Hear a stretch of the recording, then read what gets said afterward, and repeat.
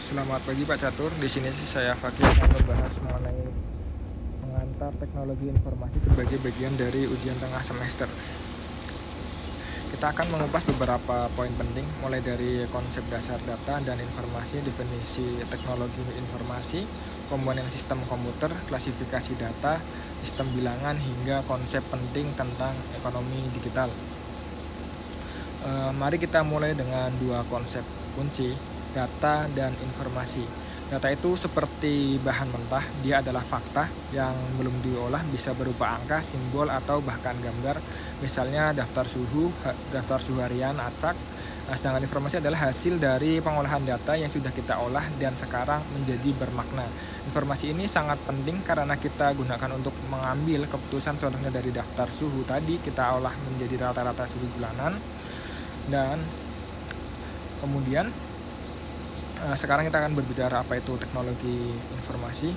Secara sederhana, teknologi informasi adalah semua hal dan kemampuannya yang kita gunakan untuk membuat, menyimpan, dan menyebarkan informasi.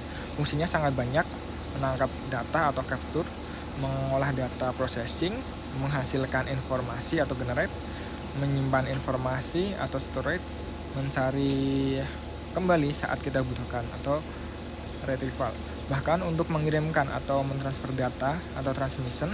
Nah, itu adalah beberapa fungsinya untuk kenapa TI ini penting? TI membantu kita mengatasi kerumitan manajemen, menghadapi pengaruh globalisasi, dan yang paling penting memungkinkan kita merespon situasi dengan sangat cepat, respon time yang cepat. Kemudian informasi diolah menggunakan sistem komputer. Komponen utamanya itu ada meliputi CPU atau Central Processing Unit atau mikroprosesor. Ini adalah otak komputer di tempat semua instruksi diproses. Memori utama, RAM, random access memory, ini sifatnya volatile, artinya data akan hilang jika listrik mati, digunakan untuk menyimpan data sementara saat komputer berjalan.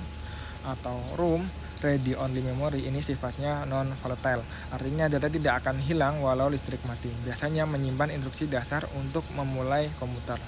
Nah, untuk slide berikutnya, komputer juga alat untuk berinteraksi. Perangkat input atau input device, alat untuk memasukkan data, contohnya keyboard, mouse, scanner, atau perangkat pengenal suara atau face recognition device. Perangkat outputnya sendiri atau output device, alat untuk mengeluarkan hasil, contohnya monitor, printer, plotter, atau speaker. Media penyimpanan sekunder untuk menyimpan data jangka panjang, contohnya hard disk, teknologi atau menggunakan teknologi magnetik, dan CD-ROM menggunakan teknologi optik.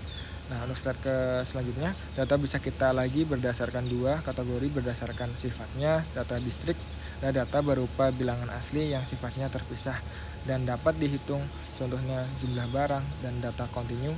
Yang data kontinu adalah yang nilainya berada dalam sebuah interval atau rentang, contohnya suhu atau tinggi badan. Nah, berdasarkan perolehannya, data primer, data kita yang kumpulkan langsung dari sumber aslinya, dan data sekunder adalah data yang kita dapatkan dari pihak lain atau dari studi yang sudah kita lakukan. Sistem bilangan dibagi menjadi sistem bilangan di komputer bekerja dengan bahasa angka, yaitu ada 4 sistem bilangan utama yang perlu kita ketahui. Biner atau basis 2, bahasa dasar komputer hanya menggunakan angka 0 dan 1. Oktal basis 8 menggunakan angka 0 sampai 7. Desimal basis 10, sistem yang kita gunakan sehari-hari, menggunakan angka 0 sampai 9. Dan hexadesimal adalah basis rentang 16, menggunakan angka 0 sampai 9 dan huruf A sampai F. Konsep digital, semua ini membawa kita pada era ekonomi digital, yaitu ekonomi yang berlandaskan pada teknologi digital. Ada 4 karakteristik kuncinya menurut Tapscott. Knowledge atau pengetahuan menjadi nilai utama dalam bisnis, dan digitalisation, semua informasi diubah ke format digital. Dan virtualisasi, banyak bisnis dan interaksi dilakukan di dunia maya.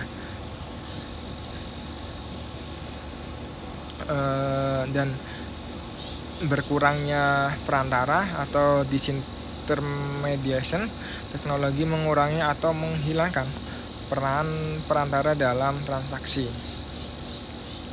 Kesimpulannya sebagai berikut. Teknologi informasi adalah jembatan penting yang bertugas mengubah data mentah menjadi informasi yang berharga melalui mekanisme sistem komputer. Memahami konsep-konsep dasar ini adalah hal fundamental dan wajib kita kuasai agar kita bisa memahami dan beradaptasi dalam era ekonomi digital yang terus berkembang pesat.